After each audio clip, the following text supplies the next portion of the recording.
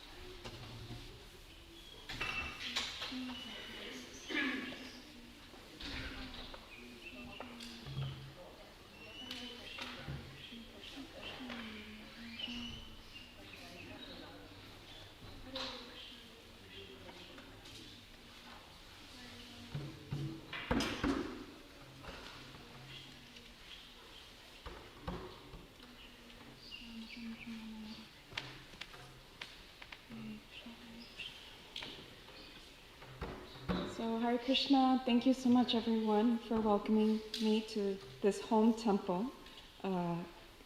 I usually, due to my health, am unable to come in person, and I just have to watch on YouTube and just get your virtual association.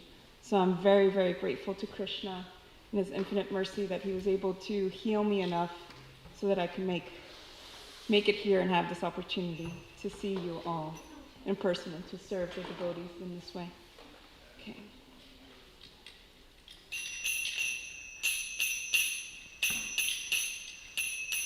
Jaya Radha Madhava Kunja Vihari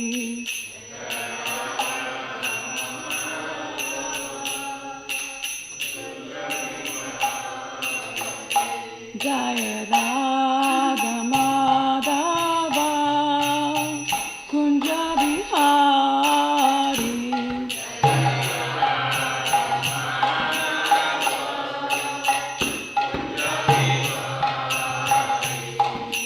Gopi Janavalabha Girivardhari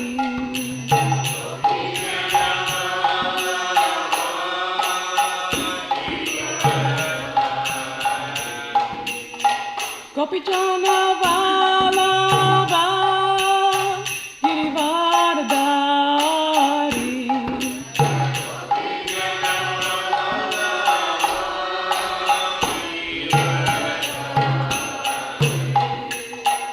Yashodanandana Vrajajana Ranjana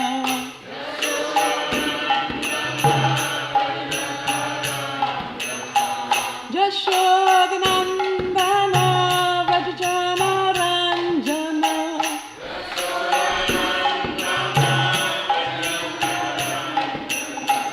Jamuna Tira Vanachari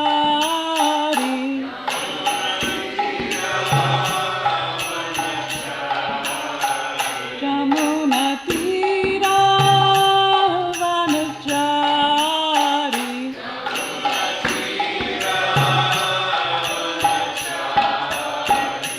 Jaya Radha Madhava Kunja Vihari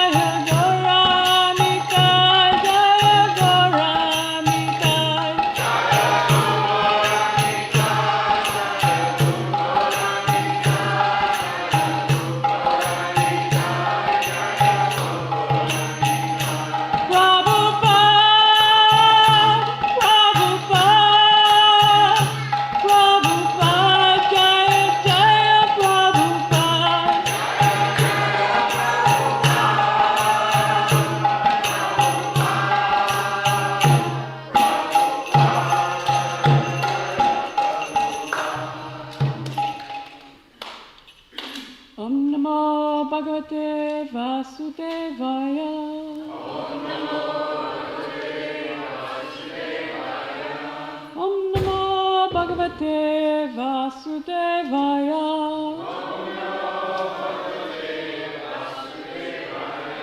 Om Namo Bhagavate Vasudevaya.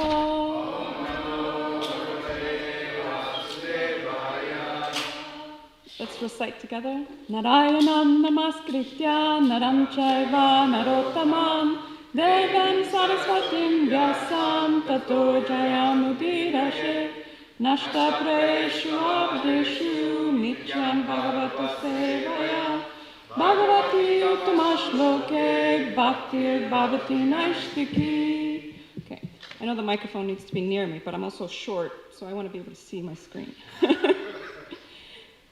The challenges in material life for those of us that are short-bodied. So, we are reading from Srimad Bhagavatam, Canto 3, Chapter 5, verses 30 and 31. We have 2 verses, so we'll do repetition for the first, and then we'll just read the second one together, if that's okay. So, Aham tadvad vikurvanan Manovaikarikat babut Vaikarikascha jevdeva Artabhyavanjanam jataha Aham tadvad vikurvanan Manovaikarikat abut Vaikarikascha deva Artabhyavanjanam jataha. Please chant. Aham tatvad vakurvanam Manovakarikadabhut Vaikarikascha deva Artabhyavanjanam jataha. Aham tatvad vikurvanam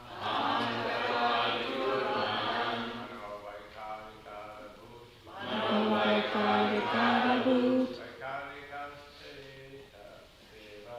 Vaikarikascha deva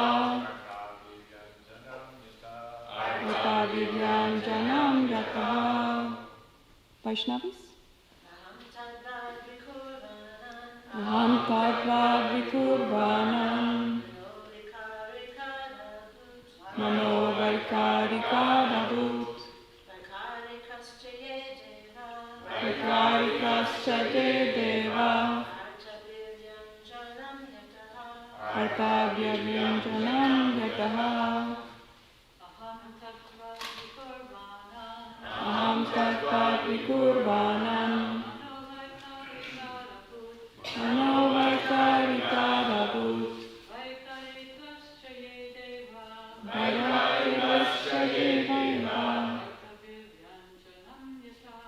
Artabhyavanjanam jataha. Aham tadvad vikurvanam Vaikarikadabhut Vaikarikascha deva Artabhyavanjanam jataha. Synonyms. Aham tadvat, from the principle of false ego. Vikurvanat, by transformation. Manaha, the mind. Vaikarikat, by the interaction with the mode of goodness. Abhut, generated. Vaikarikaha, by interaction with goodness. Cha, also. Ye, all these. Devaha, demigods. Artha, the phenomenon. Abhivyanjanam, physical knowledge. Jataha, the source. Translation by His Divine Grace, Srila Prabhupada. The false ego is transformed into mind by interaction with the mode of goodness. All the demigods who control the phenomenal world are also products of the same principle, namely the interaction of false ego and the mode of goodness.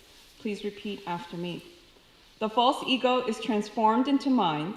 The false ego is transformed into mind by interaction with the mode of goodness. By interaction with the mode of goodness. All the demigods who control the phenomenal world are also products of the same principle. Namely the interaction of false ego and the mode of goodness. So we have a short purport. False ego interacting with the different modes of material nature is the source of all materials in the phenomenal world. And then, like as I said, the second verse is very short and sweet, so if we can read it together, that would be great. Taija sanindriyaneva jnana karma mayanicha. That's it. That's it. So we won't do word for word just because it's so short. We'll go on to the translation.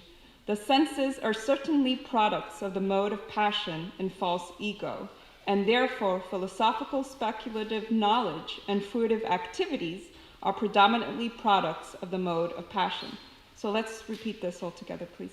The senses are certainly products of the mode of passion and false ego, and therefore philosophical speculative knowledge and fruitive activities are predominantly products of the mode of passion. And we have a nice long purport here from Srila Prabhupada. Thank you, Prabhupada. Okay, the chief function of the false ego is godlessness.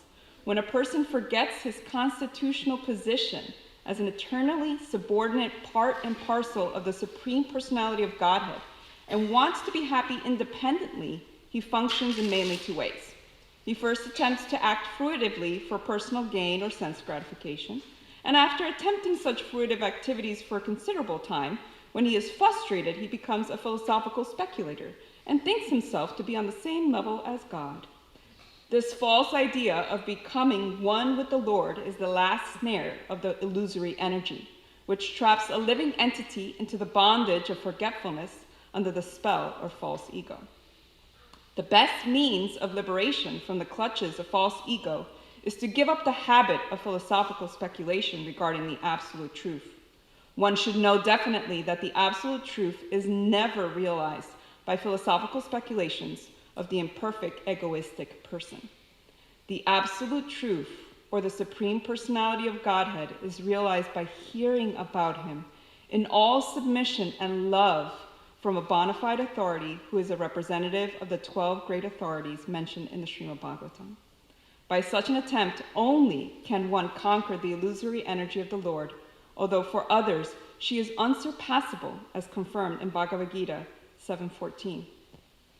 Om Ajnanatimrandasya Gananjana Shalakaya Shakshurum Militam Yena Tasmai Shri Gurave Namaha Namam Vishnupadaya Krishna Prishtaya Bhutale Srimati Bhaktivedanta Swami Iti Namhe Namaste Saraswati Deve Gauravani Prasharine Nirvishesha Shunyavadi Pashyata Disitarine Panchakalpa Tarubhyascha Kripa Sindhubhya eva cha Patitanam Pavanebhyo Vaishnavebhyo Namo Namaha Shri Krishna Caitanya Prabhu Nityananda Shri Advaita Gadadhara Shivasadi Gaura Bhakta Vrinda Hare Krishna, Krishna Krishna, Hare Hare, Hare Rama, Rama Rama, Hare Hare.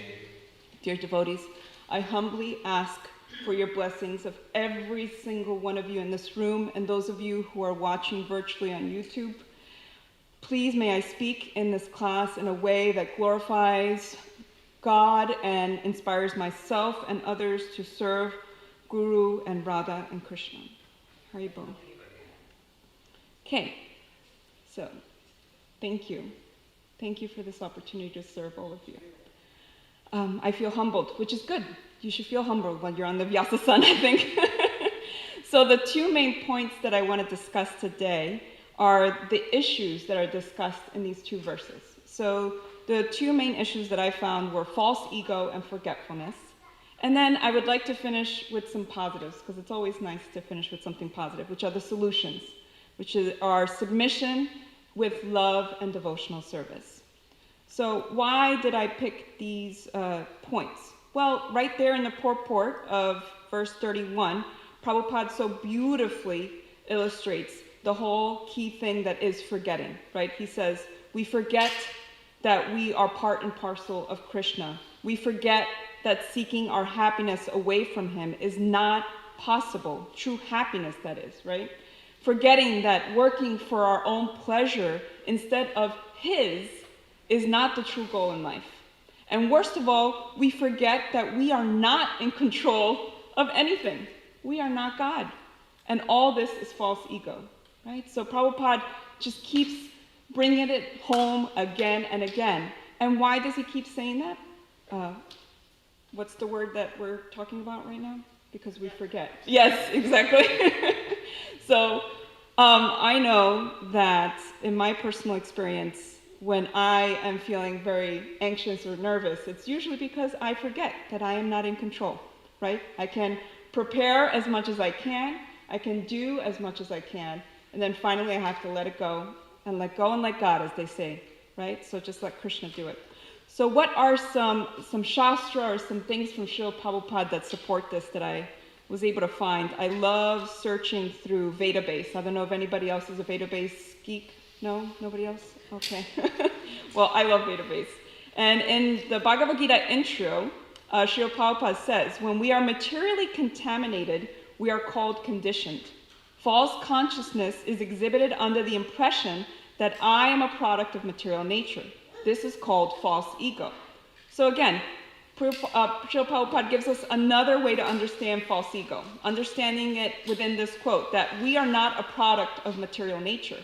Life comes from, yeah, sorry, I had to do that because with Bhakti Marga Swami Maharaj here, I love when he makes people have to guess what the next word is. So I was inspired by those classes, but we're not going to do it the whole time because I can't imitate.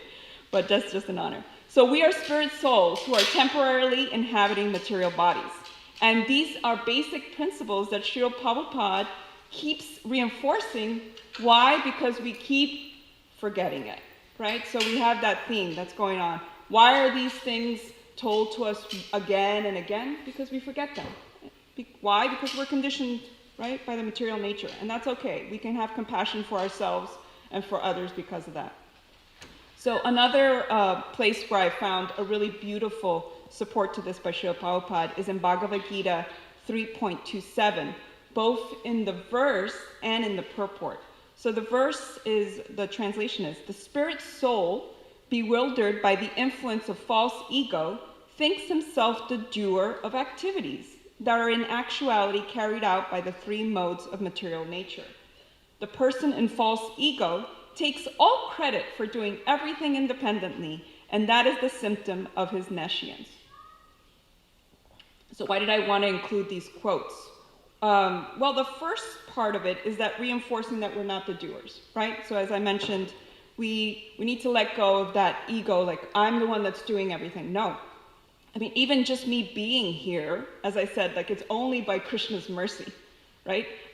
Some of you who don't know me, less than 3 months ago, I was bedridden, right? I had suffered a horrible injury where I just could not even get up to go up to the bathroom, right? And it was only by Krishna's mercy and the prayer of the Vaishnavas and beautiful kind of moving forward of things that I was able to heal enough to be here today, right? So it wasn't my part. I did my part, right? Like if they say, God can move mountains, but you have to bring your shovel, right? So I did my part. I did my exercises, but really it was Krishna. And we forget that we're kind of brought down by these three gunas, right? Ignorance, passion, and the mode of goodness. They affect our thoughts. They affect our speech. They affect our actions. And he is really reinforcing, Srila Prabhupada, that under false ego, we forget about Krishna. I was hearing a class where somebody said that the worst punishment that we can incur as conditioned souls is to forget Krishna. And that really hit me in my heart, right?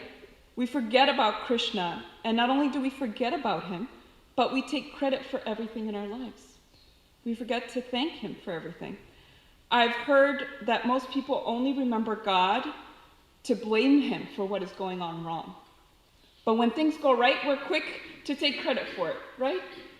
Everything's great because I did it. So I think it's a really important thing for us to remember that. Another verse from Srila Prabhupada that I thought really reinforced this was in Bhagavad Gita. And I always like to go back to Bhagavad Gita because that's where it all started for me, right? If it weren't for Bhagavad Gita and me getting to go to classes at 26 2nd Avenue, which at the time I didn't even know that it was this holy dham, like beautiful place. I just got to have that mercy unbeknownst. If it weren't for the Bhagavad Gita, I wouldn't be here. So in Bhagavad Gita 13, 8 through 12, in the purport, Prabhupada says, false ego means accepting this body as oneself. When one understands that he is not his body and his spirit soul, and is spirit soul, he comes to his real ego. There are some philosophers who say we should give up our ego, but we cannot give up our ego because ego means identity. We ought, of course, to give up the false identification with this body. So again, this quote so beautifully reinforces Srila Prabhupada's message that he kept repeating. We are not this body. Literally had to keep reminding myself that when I was bedridden and in like level 9, 10 pain every single day. Just in between Maha Mantras, just being like, I'm not this body, I'm not this body, I'm not this body, right? So why do we have to keep saying that to ourselves? Because we forget it. We forget it. We forget that we are spirit souls. We forget that there are spirit souls all around us. We forget seeing each other as spirit souls, right? This is why we have so much discrimination going on in the material world right now, where people are judged by the color of their skin, by their sex, or even if they're in human bodies versus animal bodies, right? Oh, if you're in an animal body, that means that we can kill you and eat your flesh. Can't do that if you're in a human body. So do you know what I mean? Like that's that realization. So it's a really strong point that false ego is forgetting ourselves, our true nature, and instead just accepting ourselves as our bodies. So even though I was trying to smile through it and like bring it into an engaging way, these are really heavy truths, right? False ego and forgetfulness. And I know that both of these ideas could be classes in themselves. However, since we don't have time for that, and I want to kind of move on to what are the solutions, right? So let's just go into a beautiful quote that I wanted to share, and just in honor of being able to give class here amongst so many Vaishnavas and Vaishnavis who are disciples of Srila Prabhupada. I was reading a book by your god sister, Vishaka Devi Dasi Prabhu, and she wrote a beautiful book called Harmony and the Bhagavad Gita, Lessons from a Life-Changing Move to the Wilderness. And it's a little bit long, this quote, so just bear with me and listen, because as many of you know who have met her, she's quite a poet, and the way that she writes things are just so beautifully done. So she says, ultimately, all of us, all Jiva Atmans, have one Father, God. As members of his extensive family, we are magnificently one. At the same time, because each of us, each Jiva Atma, is singular, inimitable individual, this family is beautifully diverse. Each Jiva Atma has a personal, unique, life-giving, reciprocally affectionate relationship with God and with other Jiva Atmas. The whole world becomes more interesting when, without expectations, we are well-wishers of other Jiva Atmas, and when we receive with joy whatever good wishes they give us. But even if another's affection for us is lacking, we can still remain an affectionate well-wisher of that person. Affection for the Jiva Atma, the spiritual soul, is in itself spiritual and sacred. Love and affection create a unity whose embrace overlooks differences. And it's this love and affection, reciprocated or not, that completes me and makes irrelevant the empty proposals of nihilism, fanaticism, terrorism, racism, enmity, and bias. Affection transcends this harmony, and affection creates harmony. Jai Vishakate Vidasi Prabhu. Thank you. So, moving on to what are the solutions, right? We've heard what is going on wrong. We are forgetting. We are involved in the false ego. But what are the solutions? So, in the purport of verse 31, again, Prabhupada says the solution right there very clearly. The absolute truth of the Supreme Personality of Godhead is realized by hearing about him in all submission and love from a bona fide authority. So the key thing here is hearing with submission and love from a bona fide authority. And we do that every day, right? Because we're listening to the Srimad Bhagavatam every day, and our bona fide authority is Srila Prabhupada, right? Srila Prabhupada and other teachers in our Sampradaya who are going by what has been taught before and before and before, right? So now the free will and the personalism comes from our choices. Are we listening with submission and love? Can we submit to Krishna, the Supreme Personality of Godhead, our ever well-wisher, who loves us more than all the mothers that we've ever had in all previous lifetimes that our soul has traveled in bodies? I mean,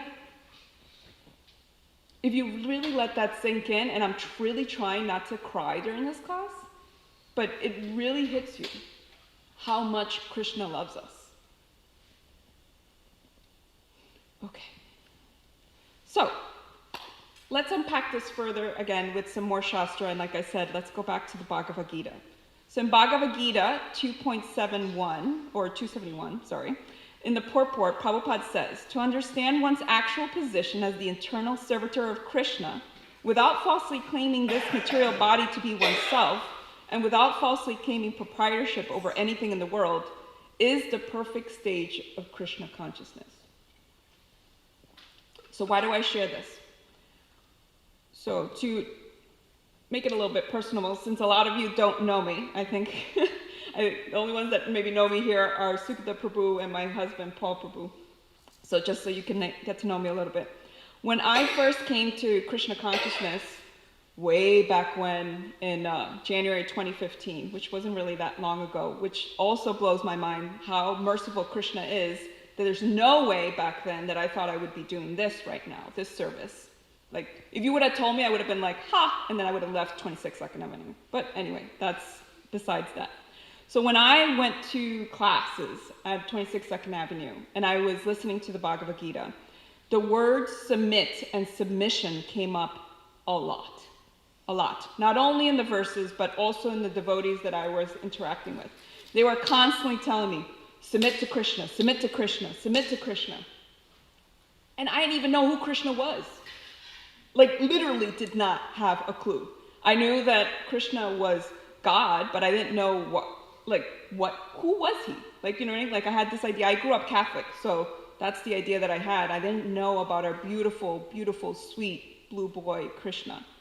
So I had a really hard time in the beginning, but the more that I started to get to know Krishna, the more that I learned about him, and then I learned about my true position as a servant to Krishna, and not only understanding Krishna's opulences and great powers, but most importantly, his love for me. Once I understood how much Krishna loves me, then I had no trouble with the words submit and submission, right? Because when someone loves you so much and is your ever well-wisher, how can you not submit to them? You know they will always take care of you, and you can serve them beautifully. And again, going back to Bhagavad Gita in 7.14 in the purport, Prabhupada, and I know that we're not going to have too much more time, so I'm not going to keep quoting it, but just to paraphrase, Prabhupada is talking about how a man or a person who is bound by their hands and feet, they cannot free themselves, right? So only someone who is unbound can free that person. And how does that happen? It's because Krishna, Lord Krishna, he sends his representative who is who? The spiritual master, right? The spiritual teacher who, with their superior help and through devotional service, they can help that person be released from material nature. And I share this because, again, speaking from personal experience, I had a really hard time realizing that I was going to need other people's help in connecting to Krishna, right? I was coming from a space of like, I can do it. I'll figure it out myself, right? Like, don't you tell me what to do. What? I have to chant rounds? Nah, right? So I was like in that space. Thankfully, it didn't last long. By Krishna's mercy, it didn't last long. But I was in that space. I was like, no, I want to figure it out on my own. However, when I started reading the Bhagavad Gita, started interacting with the devotees, I understood that I couldn't do it myself because I was bound by material energy. Not only was I bound, at the time I didn't even understand the different modes of material energy. So I didn't even understand how I was bound. So how could I hope to free myself and free my heart to love Krishna if I didn't even know that, if I was bound? So I needed and I wanted the help of the Vaishnavas at that point, thankfully, Hare Krishna. And especially by the rescue of spiritual teacher, right, who can guide me in devotional service. And it's only through the mercy of Guru that I am here today doing this service, because I'm sure, as many of you have guessed, I was terrified out of my mind coming here. And if it weren't for the fact that I knew that Sukada Prabhu and my husband Paul Prabhu were here, and they weren't going to let me run out of that room, out of this temple room, then I might have. But then I also thought, I have to do this for Guru. I have to do this for Guru. Because how can I thank Guru if not by doing that which I fear the most? That's all I have to say for that. Like, if it weren't for Guru, then I wouldn't have been able to rediscover my loving relationship with Krishna and continue to try to grow it every day. And another beautiful quote, and this one I'll quote directly from Srila Prabhupada in his purport to 259. And the reason why I keep saying the numbers is because I don't know if anybody else is like a geek like me, but whenever I'm listening to classes, I always want to know like what verses everyone's quoting. So now you know, like, this is what's going to happen. If I have the mercy of giving another class, I always like to say the numbers because I like to be able to look it up before, again. So in 259 in the purport, Prabhupada says, one who has tasted the beauty of the Supreme Lord Krishna in the course of his advancement in Krishna consciousness no longer has a taste for dead material things. I share this because I want to encourage our hope. The more we taste the beauty of the Lord, the more we connect everything to him.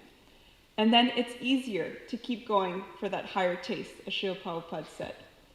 And why is that important? Because without hope, how can we keep going further?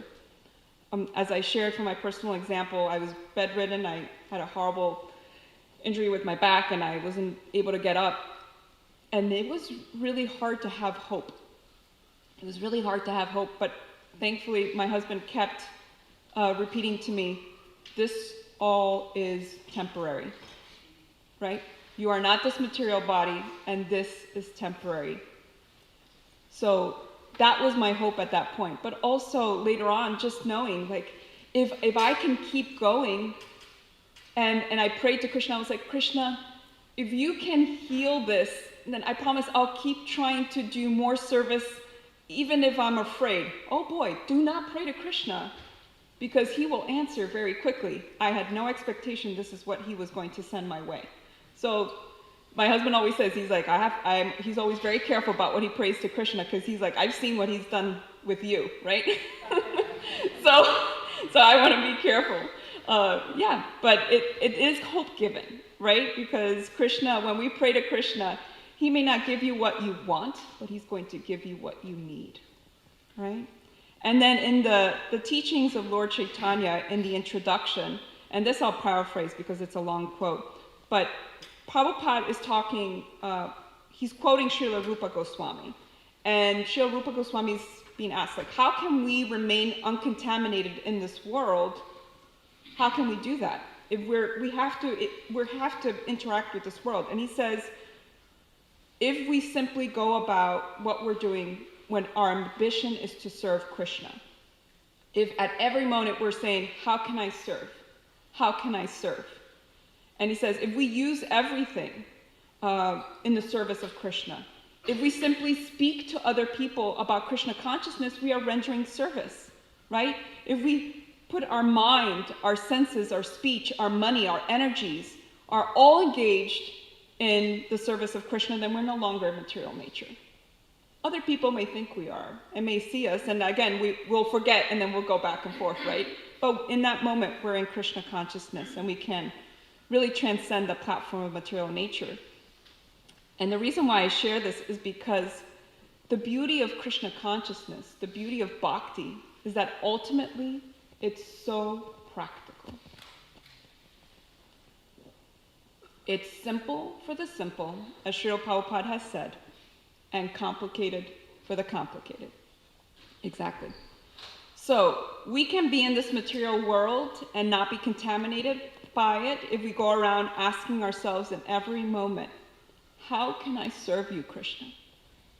And from my personal experience, it's even, I wouldn't say better, but it's definitely yields more results if you're doing it in the worst moments of your life. When you're really, really having that pain, either emotional, physical, wherever you're having challenge, and you say, how can I serve you, Krishna? And I love how simple it is that even if you just talk to someone about Krishna consciousness.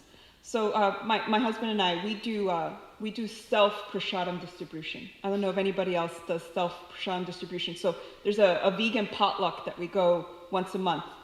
And sometimes we're the only devotees there, sometimes there's other devotees there, but for the most part, it's people who know nothing about Krishna. And we always bring prasadam, of course, to distribute. And people may know that it's prasadam or they may not, but they're getting that mercy. And it could just be as simple as that. So, and sometimes, especially my husband, he loves wearing t-shirts with like either Jagannath or Lord Nrsimhadev, and that will always bring up a conversation, and then somebody will ask, and then we'll be able to talk about Krishna. Not in a really heavy way, but just like they ask us. Like literally Krishna gives us the opportunity to do that service. We're not even pushing it on anyone. So again, to bring it back, it's that submission, submitting to Krishna's will, and recognizing our sacred smallness. As Rukmini Walker Prabhu always likes to say, she always says, let's recognize our sacred smallness. And recognizing it and saying, how wonderful is Krishna. Can you say it all with me? Because I feel like that has to be said. How wonderful is Krishna. Right? How wonderful is Krishna. That we are so small. We are so conditioned, and he still loves us so much. How can I ever thank him or my spiritual teachers except with loving submission and devotional service? And as a disclaimer, again, I keep coming back to this word submission because I also attend, so I listen to this class usually on YouTube, and I also attend daily a Zoom class, a Srimad Bhagavatam class with the Bhakti Center in New York City, which is where my husband and I originally are from. And when the word submission comes up, a lot of the new people get really, really triggered by it. They have a really hard time with it. They say, oh, it has tones of abuse and war, or they feel like it's someone being forced to do something. So I bring this up because I know a lot of them in their support of me are maybe listening to this class. And I think it's also important for us to unpack these words that create those kind of negative reactions in people, because we know that it's coming not from that space. And that remind ourselves that there's no abuse, there's no being forced to do something when it comes to the Lord, right? Because love requires free will, right?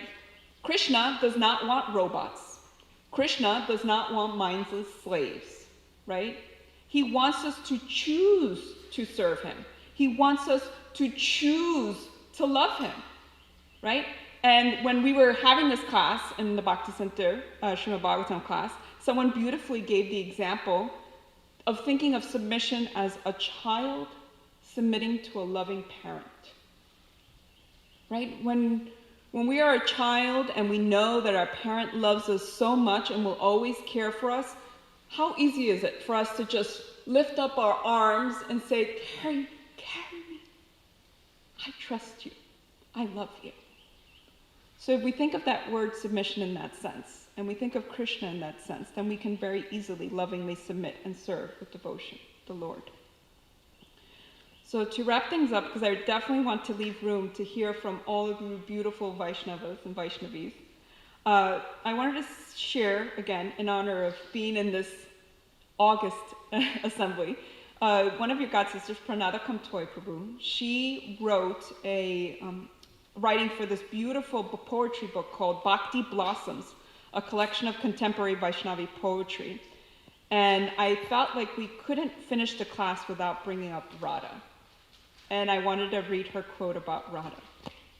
Radha's supreme example demonstrates the most magical aspect of bhakti, how giving becomes receiving when we offer our love to the perfect object of love, our supreme source. Radha is the emblem of a perfect giver. No matter how much she gives, she is never depleted, but remains always blossomingly, brilliantly in the highest ecstasy, ever displaying the perfection of giving to the fully capable object of love. By engaging one's heart, mind, body, and words in the service of Krishna, we will never be drained, reduced, or depreciated. He is ever grateful, generous, sweet, and responds with utmost attention to each of us individual souls according to how we love him. Radha entreats us to experience this for ourselves. So to recap, dear devotees, we talked about the solutions to our false ego and forgetfulness, which is listening to the Lord with loving submission and devotional service to Krishna with love, choosing love, and ultimately it comes down to listening, loving, submitting, devotional service, and not to end it like a song, but love, love, love. So again, Vanchakalpatarubhyascha Kripasindhubhya Evacha Patitanam Pavanebhyo Vaishnavebhyo Namo Namaha. I offer my respectful obeisances unto all the Vaishnava devotees of the Lord. They can fulfill the desires of everyone. Just like desire trees, they are full of compassion for the fallen, conditioned souls. So please, what are your takeaways, questions? I will do my best. Comments or corrections, I welcome them. Thank you again. Thank you so much, Damodar Priya. I was like, where's that voice coming from? Here I am. Really, you're just effervescent.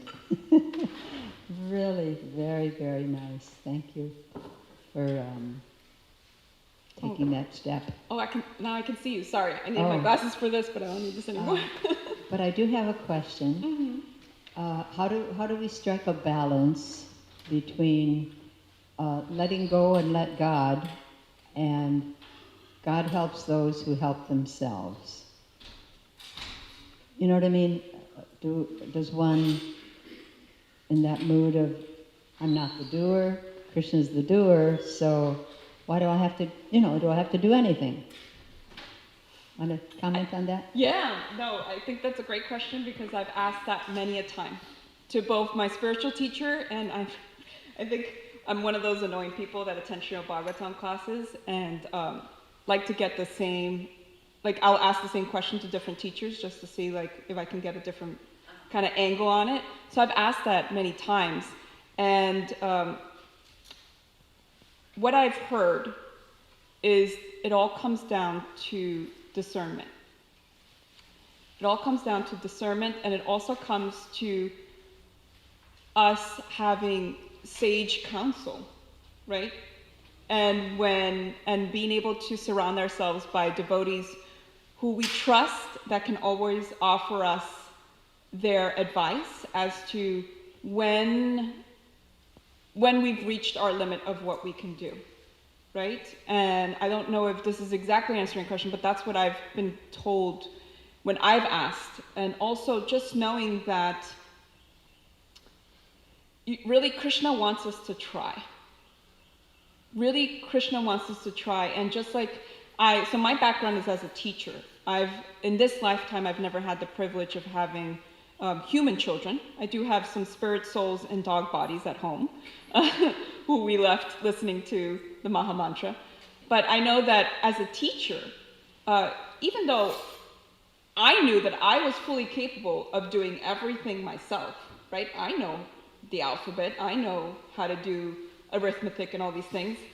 I always appreciated when my students made that effort to try, or when they wanted to help. And then I knew as a teacher when they were at their limit, right? In teaching, it's called scaffolding. When you know, okay, that child has reached their limit. If they go any further, then it's going to be frustration. So Krishna knows that. And sometimes if we don't have a way to hear Krishna in our heart, then he'll work through the people around us, right? Either guru or our very close friends or other devotees or sometimes just random people, right? Krishna will work through random people. So we do our best, and then Krishna will meet us at that point before we get frustrated if we're open to it. Does that help at all? Excellent. Oh, okay. Thank you, Hare Krishna. Anybody else? Yes? Oh, sorry. So thank you for being so clear on those main points, about love and submission. I've been reading Caitanya Charitamrita and the talks between Lord Caitanya and Ramananda Roy, which is just so beautiful. I think I'll have to read it again when I'm done with that section. But just reading how the gopis, that they would rather serve Krishna and make arrangements for Radha, to be with Krishna, rather than themselves be with Krishna. And Radha actually also enjoyed making arrangements for the gopis, to be with Krishna. So just that uniting someone else with Krishna was like their highest pleasure. So I was thinking, like, for ourselves, when you're doing your prasadam distribution and when we're going out and we're trying to, connect people in that mood, that it's so pleasing to Krishna. We're trying to unite people with the Supreme Person of Godhead. Mm-hmm. Mm-hmm. So I really love that. And one other thing that I wanted to mention, when, somehow I was teaching a Bhakti Shastra course to some women in Mayapur, and I had them illustrate a verse, or a concept. Oh. So one of the concepts was that idea of if someone that's bound, they can't help someone else who's bound. Mm-hmm. There has to be someone who's unbound that helps. Yeah. So the way this group illustrated it, maybe let's say there's 5 people in the group, so 4 of them had their arms, straight down to their sides, and they were rolling on the ground. And they were trying to help each other become unbound, but of course that was impossible. But it was so funny to see it. We were just all laughing, and then finally the 5th person came, who was, personating the guru, and was able to help them, become unbound. So, anyways, okay, just be warned that I'm going to use that in the future. I love that example. Thank you, Sukata Prabhu. And thank you again, because if it weren't for Sukata Prabhu, sharing the classes that I did for the Bhakti Center with Mukhya Prabhu, then I would not be able to do this service today for all of you, so thank you. She always believes in me. Yes. Hare Krishna. In the purport of this text 32, which you covered 31, first point, of course, is the false ego is considering that I'm the God, I'm this body. Mm-hmm. So then Srila Prabhupada is writing here that there are 2 things. One is he starts with fruitive activities. Person starts, and then he says that when the person is frustrated with his fruitive activities, because fruitive activities means gain something. I'm doing this business to make a profit. That's fruitive activities. I'm working, so I'm going to get money at the end of the weekend for my sense, whatever it is, to maintain. But then he's writing that when the person is frustrated with fruitive activities, he says he becomes a philosophical speculator. Now, the philosophical speculator means understood that ultimately that I'm God. That's the last snare of mine.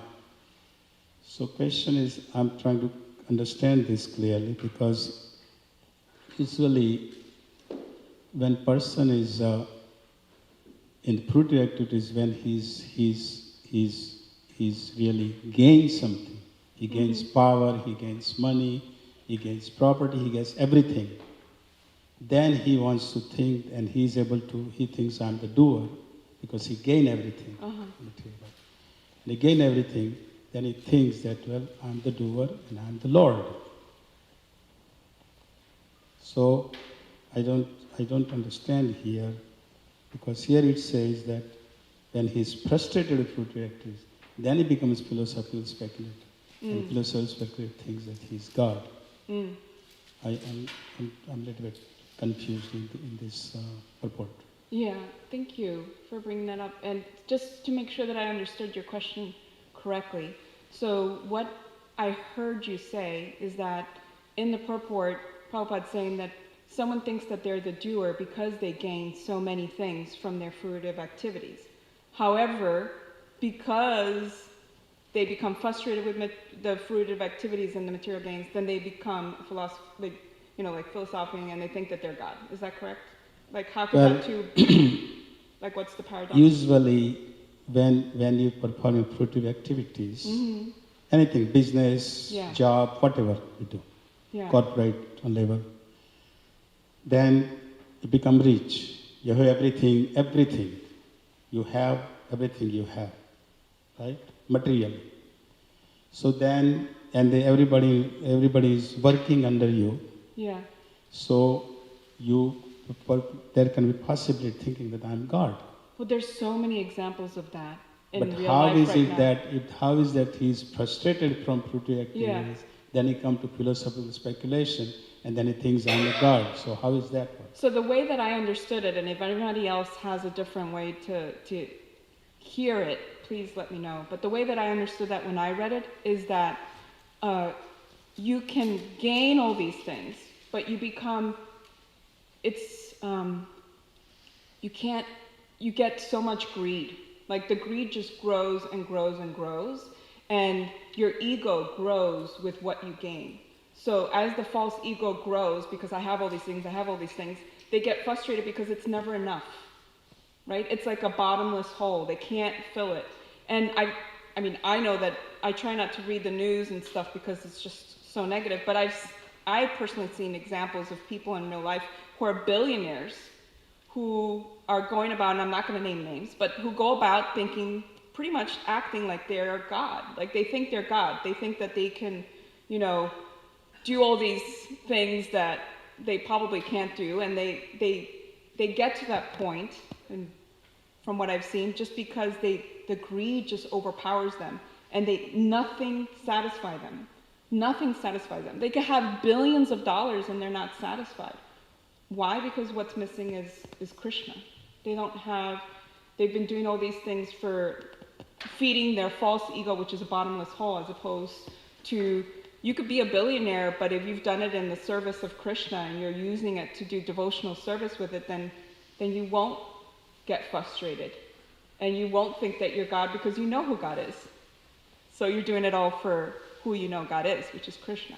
Does that help at all? I don't know if that answers your question. Makes some sense. Just makes some sense. Does anybody else have something to support that? I really would appreciate it. Again, that was my understanding, but I'd love to hear other people how they understood that. Thank you so much. Hare Krishna. Thanks for such an enlivening class. I had my comment of my own, but as Bhadra Prabhu was asking his question, the first thing that came in my mind was that Aesop's fable about sour grapes. The fox that was trying and trying and trying, but he could never reach them. So that's like the materialist trying and fruitive worker trying and frustrated. And then he ends up saying, oh well, those grapes were sour anyway. So we may not see it in one lifetime, but Prabhupada's saying repeatedly trying. So repeatedly, birth after birth after birth, trying to get ahead, and then always frustrated. Oh, actually, there's no point in trying to enjoy this material world. It's all illusion, it's all Maya. This is the viewpoint of the impersonalists.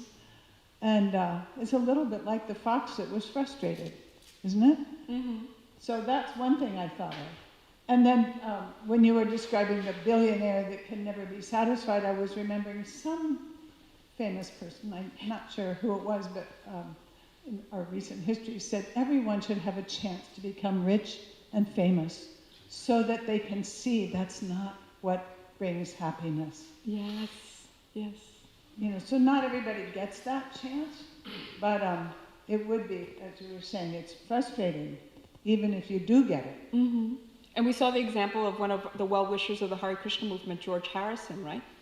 He had everything at one point, and he realized this was not going to help him and is not enough, and he gave it all up. Well, he didn't give it up, but he offered it to Krishna, and he offered it to Srila Prabhupada. Yes. Also, the fruitive worker is in pursuit of happiness, ultimately. But because nothing can fill the God hole in the heart but God. Yes. Until they come to that, and they may go through the path of philosophical, and rejecting the material world as Maya, like that. But until they really latch on to the path of bhakti, devotion to God, they will not find happiness. Yes. Thank you. When I was talking about the false ego being like this bottomless hole, I was missing that God hole. Yeah, thank you. Yes. Thank you very much. You could see you have lots of realization, and you spoke from them, so it's very convincing. Thank you. I was thinking that lots of people have problem with surrendering to Krishna because they don't know who he is. In the material world or experiences, we surrender to this person, whether it's a husband, a wife, or children, or whatever the situation, and it's always ending on, not complete happiness or frustration or whatever. So that's why it's very important to understand who Krishna is. That's why we have 9th canto telling us who Krishna is. When you find out how he's so beautiful, how much he loves us, then of course you want to surrender. Where else is there a person like that? So sometimes when you get to new people, we don't preach surrender. We want to tell them who Krishna is. And when you tell them, you say, oh yeah, I want to know more about this person. Who is this person? Yes.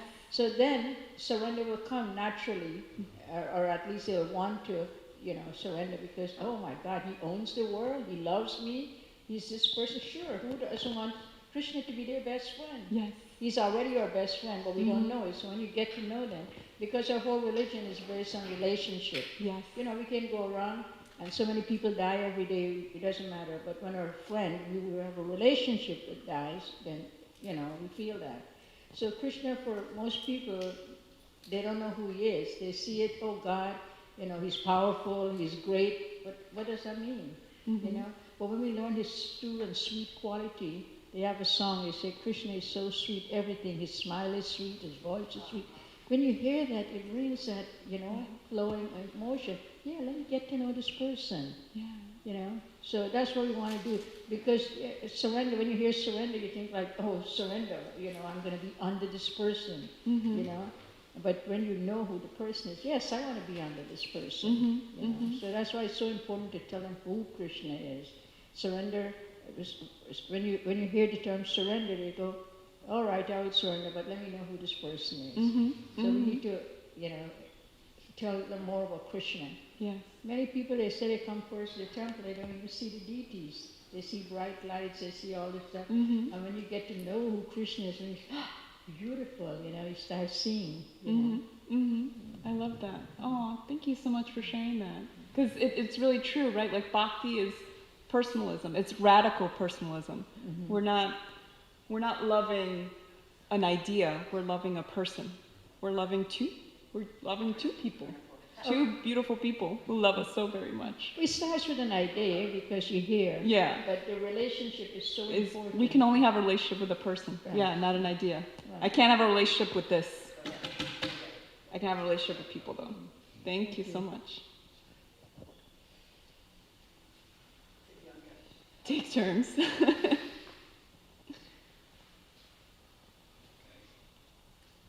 Thank you, Sukita, for encouraging her to do this. Nice class. Oh. Yeah, it's nice. And this is a letter, Prabhupada, a quote from a letter from 68. It's about japa, and it's about remembering and forgetting. And Prabhupada says, during japa you say, "My dear Krishna, please remind me to always chant your holy name. Please do not put me into forgetfulness. You're sitting within me as super soul, so you can put me into forgetfulness or into remembering you. Please do not put me into forgetfulness. Yes. Please always remind me to chant. Even if you send me to hell, it doesn't matter, just so long as I can always chant Hare Krishna." Yes, thanks you so for the much for class. sharing that. Give more classes. You should come out once a week and give a class. I'm sorry that that may not be physically possible, but I will do my best as long as I can. But I wanted to just reflect on that because when I became really, really ill, the first time that I became really, really ill, the only thing that was helping me through it was to continue to chant. And I couldn't even hold my beads. My husband can attest to that. And I would freak out because I couldn't count how many rounds I was doing. And I didn't know I was getting through it. And he's so amazing. And he would say, "Krishna doesn't care. He doesn't care. He just wants you to chant." And I did. And and it was being able to not forget Krishna in those moments are the most beautiful moments. So thank you for sharing that. I'm so grateful that the class has animated so many of you to share. That's great. As a teacher, I know some of the hardest parts is when you give a class and then the students just stare back at you with just blank expressions and they're like, I don't know what to tell you, teacher. So I appreciate it. Thank you so much. You're contagious. But not COVID. I don't have COVID. Hare Krishna. So, as I said before, I had my own comment, but I was previously responding to Bhadra. But I really appreciate your reading that passage from Vishaka's book. And especially, I was struck by her amazing attitude that we can have affectionate well-wishing, even for someone who's acting with an inimical attitude towards us. So that's probably one of the most difficult things, particularly among, say, devotees. It's easier to be kind to someone who's really ignorant. But can you give any advice or reflections? Oh, Krishna. You know, so my name's Damodar Priya Devidasi, right? So as you may have guessed, my guru gave me that name because I love baby Krishna. And I just love how baby Krishna is so mischievous. And he always will bring up something for what I'm being challenged with. So you're asking this question, and I can totally see baby Krishna behind you going, because that's something that I'm working on right now. So my husband and I, we, by Krishna's mercy, we bought our first home and hopefully our forever home here in Alachua. We're both in our 40s. So, and we were so excited to have this home, to have our deities there, and to be so close to the temple. And then Krishna brings in the challenge of our neighbors. And our neighbors, not all of them, but our closest neighbors, they partake of substances that the smell goes in the air. So sometimes you go outside and you can smell it. I don't think I need to elaborate. I'm sure you know what I'm talking about.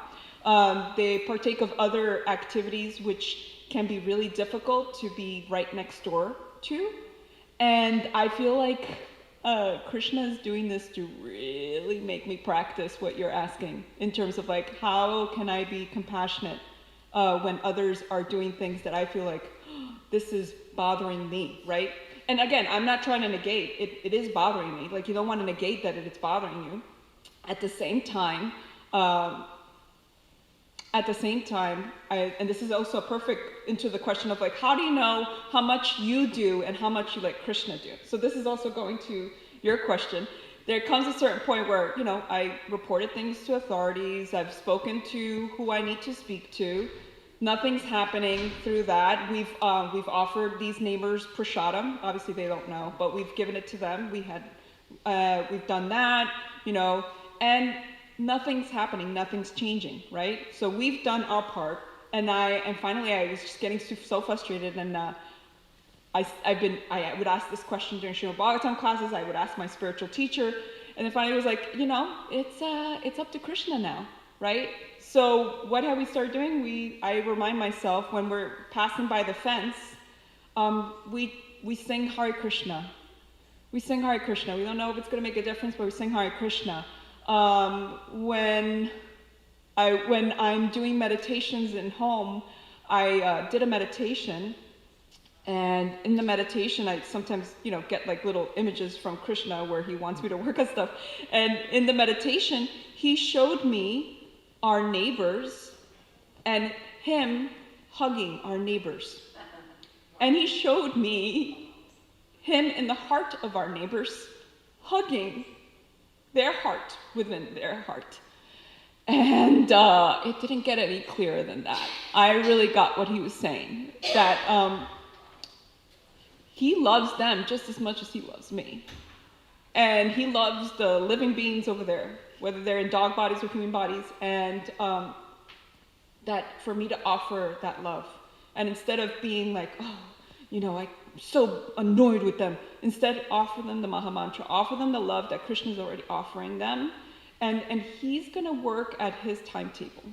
It's not up to me. And then I've been reading the Gita first thing in the morning to kind of really get those messages from Srila Prabhupada and Gita first thing. And one of the messages that I got this week was, Krishna will give someone what they deserve, not necessarily what they covet. So this is what we deserve. Sometimes we deserve, and again, I'm not saying that, this is another caveat, we don't deserve abuse, right? So we don't deserve abuse because when somebody abuses somebody, you know, they're creating Vaishnava aparat, right? So we don't want to enable that. We don't want to enable that. At the same time, when things are not going our way, it's important for us to recognize that there's a reason behind it. And I'm seeing that our neighbors are working, that Krishna is working through our neighbors, right? Because I would not be chanting the Maha Mantra passing by the fence that adjoins our properties if it weren't for that happening, right? I wouldn't have felt this burning need to read the Bhagavad Gita first thing in the morning and even before I do japa if it weren't for my neighbors, right? So I don't know if this answers your question, but that's my realization of it. Thank you very much. Baby Krishna.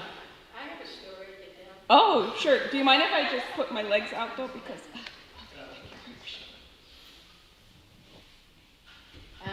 You know, we used to distribute books at the airport, and I'm sorry, I have my hearing stuff here. And there was one man at the airport. He was a manager, and he was very inimical towards the devotees, early 70s. So for some reason, he was always picking on me. So there were many of us, there were like 20 devotees, you know, distributing books. And every time I'll go by, he'll say something, don't take the books, don't take the books. And then when we went to take prasadam, he said, oh, I bet you have the best of food. And I, you know, I was new, so I was just saying, yeah, sure, we have nice, would you like some? And he was, you know, he was shocked. And this went on for many, many weeks, I can't remember, maybe months. And then I always said, sure, here we're taking prasadam at 1 o'clock, would you like to come? Or taking lunch. And he would be always amazed that I was, you know, not getting agitated. So he was always breaking, we used to say break up our sales. So one day I was sitting down taking prasadam, and he came by, and we had, of course we had a really nice prasadam. Of course. And then he said, what do you have today? And I said, we have sandwiches, and we have a nice sweet, which is burfi sandwich, I can't remember which one. And he said, let me see what it is. So I showed him, and he took something.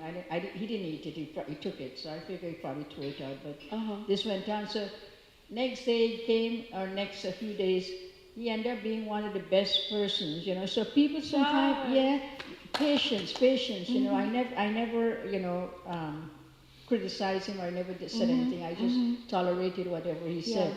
But like I said, for some reason he was always picking on me, left the other devotees alone. And then, so one day, finally, he just took my entire sandwich and all the sweets, and he sat there and he ate everything. Wow. And I thought, Krishna works in amazing ways. Yes. Yes. And then after that, when people would pass by, he said, take the book. God, he never read. Take the book. He said, it has to be a good book. She's a good person. So sometimes patience, Krishna, probably want to get to this person's heart, So my thing was just to tolerate, And like I said, I went back one time to the airport. We weren't doing that anymore.